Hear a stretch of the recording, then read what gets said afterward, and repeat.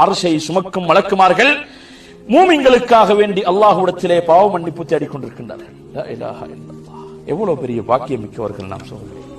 அல்லாஹ்வை ஏற்று இந்த உலகத்திலே அவனை ஓர்மைப்படுத்தி அவனுடைய வல்லமைகளை நம்பி அந்த இறைவனுக்கு சிரம்பணிவதன் காரணமாக அந்த பிரமாண்டமான அரிசை சுமக்கும் அமரர்கள் இந்த மூமின்களுக்காக வேண்டி பிரார்த்தனை செய்கின்றார்கள். அந்த பிரார்த்தனையை தொடராக அல்லாஹ் குர்ஆனிலே சொல்லுகின்றான்.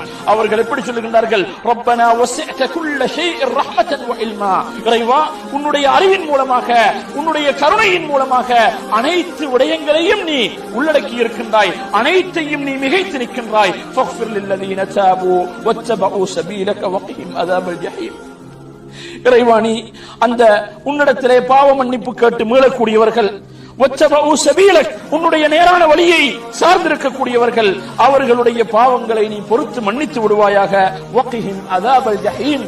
அந்த நரகத்துடைய வேதனையை விட்டும் அவர்களை பாதுகாத்து விடுவாயாக என்று அந்த மலக்குமார்கள் அல்லாஹ்விடத்திலே பிரார்த்தனை செய்து கொண்டிருக்கிறார்கள்.